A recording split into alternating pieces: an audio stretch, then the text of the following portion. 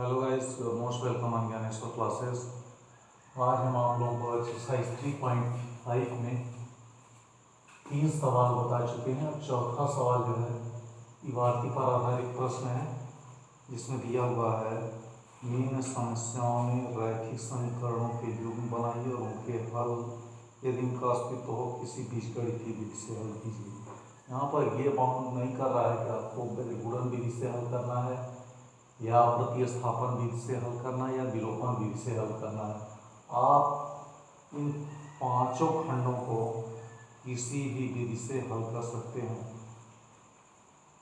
तो गाइस, पहला सवाल में दिया है एक छात्रावास के मासिक व्यय का एक भाग नियत है तथा शेष इस पर निर्भर करता है कि छात्र ने कितने दिन भोजन किया है। जब एक विद्यार्थी ए को जो 20 दिन भोजन करता है 1000 छात्रावास के व्यय के लिए अदा करने पड़ते हैं, जबकि एक विद्यार्थी बी को जो 26 दिन भोजन अदा करता है छात्रावास के व्यय के लिए 1180 रुपये अदा करने पड़ते हैं। तो नियत व्यय और प्रतिदिन के भोजन का मूल्य ज्ञात कीजिए।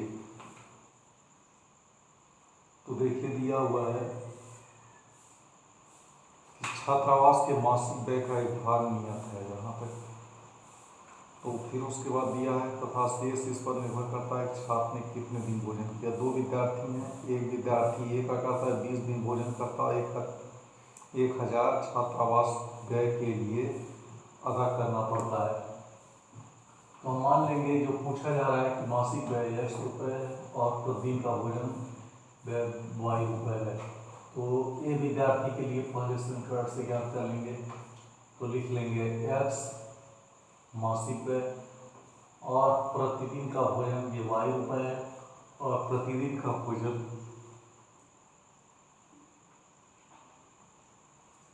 जो 20 दिन भोजन करता है, तो प्रतिदिन भोजन करता है 20 दिन तक, तो 20 y मान लेंगे और ये टोटल पड़ता है 1000 रुपये। इसी तरह से बी का है x प्लस प्रतिदिन भोजन करता है और 26 दिन भोजन करता है, तो उसका व्यय पड़ता है 1180 रुपये। इस तरह से हमने दो समीकरण बना लिए। अब इसको हम क्या करेंगे, विलोपन विधि से हल कर देंगे। तो विलोपन विधि से देखते हैं हल करने में, यहाँ पर अगर इन दोनों समीकरणों को लेकर के घटा देते हैं तो यह से कट करके ये हो जाएगा 20y minus 26y equal to 1000 minus 1180, जो कि क्या हो जाएगा -6y equal to -103। Minus y minus minus से कट जाएगा तो y इक्वल टू 1/80 अपॉन 6, तो हो जाएगा y इक्वल टू 30। अब इसी y की वैल्यू को इक्वेशन नंबर 1 में रख देंगे। तो x plus 20y equal to 1000 है, तो x plus 20 into 30 equal to 1000 हो जाएगा। इस तरह से x plus 600 equal to 1000, x equal to 1000 minus 600 equal to 400। तो नियत व्यय आपका आ गया 400 रुपये और प्रतिदिन के भोजन का व्यय आ गया 30 रुपये। इस तरह से इसका आंसर हो गया। अब फिर इसमें भिन्न दिया हुआ है, उसमें अंश और हर ज्ञात करना है। दिया है एक भिन्न 1/3 हो जाती है जब उसके अंश से 1 घटाया जाता है। मान लेंगे कि वह भिन्न x अपान y है, जहाँ x अंश मानेंगे y को हर मानेंगे। कहा इसमें से 1 घटाया जाता है भिन्न में से, तो वह हो जाता है x में से 1 घटाया जाता है, अंश से 1 घटाया जाता है, तो भिन्न 1/3 तो तब होती जब उसके अंश से 1 घटाया जाता। तो 1/3 भिन्नात्मक रूप में ये है x अपान y, उसके अंश से 1 घटाया दिया जाए तो x minus 1/y equal to 1/3। तो 3 का इससे मल्टीप्लाई होगा, 3x minus 3 equal to y, 3x minus y minus 3 equal to 0। इस तरह से पहला समीकरण हो गया। दूसरा समीकरण बनाएंगे तो उसमें कह रहा है और जब हर में 1 जोड़ा जाता है तो वह भिन्न हो जाती है। हर में 8 जोड़ दिया जाता है, यानी कि जब हर में 8 जोड़ दिया जाता है तब भी ये दिया है 1/4 हो जाता है।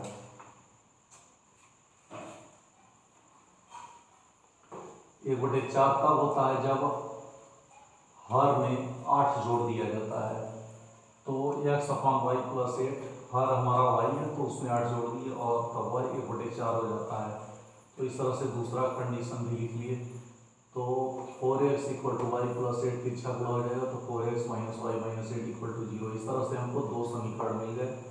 अब इसको हम क्या करेंगे, वज्रगुणन विधि से हल करेंगे। तो देखिए 3x minus y minus 3 equal to 0 और 4x minus y minus 8 equal to 0 हमारे दो समीकरण हो गए। अब इस x को अगर हम बंद करते हैं तो -1 -3 -1 -8, -1 -3 -1 -8। y को बंद करते हैं तो लिखेंगे 3 -3 4 -8। देखिए 3 -3 4 -8। इसको अगर हम बंद करते हैं अचर पद को तो हो जाएगा 3 -1 4 -1, 3 -1 4 -1। क्रॉस मल्टीप्लीकेशन तो -8 इंटू -1 प्लस 8 हो जाएगा, -3 इंटू -1 प्लस 3, तो प्लस और माइनस का गुणा करके -3 हो जाएगा। 8 3 या 24 -24 और 4 3 या 12 -12 जो है प्लस 12 हो जाएगा। -1 इंटू 3 -3 हो जाएगा, -1 इंटू 4 प्लस 4 हो जाएगा। तो इस तरह से आपका हो गया x upon 5 equal to y upon 12 -24 करके -12 हो गया, और ये 4 -3 करके 1 हो गया, 1/1। अब इसको पहला दूसरा तीसरा 3 पार्ट में मान लेते हैं। तो पहले लेकर के पहला और हम तीसरा चलेंगे तो x अपॉन 5 इक्वल टू 1/1। तो ये हो गया x इक्वल टू 5।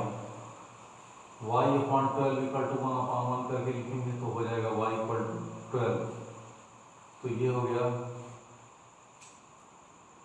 x और y की वैल्यू हमको मिल गई। हमने भिन्न को माना है x अपॉन y, तो हम इसमें लिख देंगे x upon y equal to हो जाएगा 5/12। तो ये भिन्न रूप में हमको मिल गया। देखिए तीसरा कर रहा है, यश ने एक टेस्ट में 40 अंक अर्जित किए। जब उसे सही उत्तर में 3 अंक मिले तथा उसको स्तर पर 1 अंक की कटौती की गई। यदि उसे सही उत्तर पर 4 अंक मिलते हैं तो शुद्ध स्तर पर 2 अंक घटते हैं तो 50 अंक अर्जित करता है। टेस्ट में कितने प्रश्न थे? 40 अंक तो तब अर्जित किया जब उसके सही उत्तर पर 3 अंक, अशुद्ध उत्तर पर 1 अंक की कटौती की गई। सही उत्तर पे 3 अंक 3x हो जाएगा और अशुद्ध उत्तर पे 1 अंक की कटौती -y इक्वल टू 40। और इस तरह से सही उत्तर पे 4 अंक और अशुद्ध उत्तर पे 2 अंक की कटौती करते हुए 50 अंक पाता है। तो इस तरह से ये भी हो गया 4x - 2y इक्वल टू 50। समीकरण ए से क्या करेंगे, y की वैल्यू निकाल लेंगे। तो ये हो जाएगा 3x - y इक्वल टू 40। तो यहाँ y दोनों में से कॉमन ले लेंगे तो ये हो जाएगा, माइनस अगर कॉमन लेते हैं तो ये 3x - 40 हो जाएगा, ये y की वैल्यू। अभी इसी तरह से समीकरण नंबर 3 आ गया। इक्वेशन नंबर 3 को हम क्या करेंगे, इक्वेशन नंबर 2 यहाँ पर लिख करके उसमें x के जगह y की जगह पर हमने 3x - 40 लिख दिया। तो 4x - 2 into 3x - 40 equal to 50। यहाँ पे हो गया, इसको मल्टीप्लाई करेंगे तो 4x - 6x plus 80 equal to 50 हो गया। अब 4x - 6x एक तरफ और 50 - 80 दूसरी तरफ हो जाएगा। तो -2x equal to -30x equal to 30/2। और इस तरह से x की वैल्यू 15 आ गई।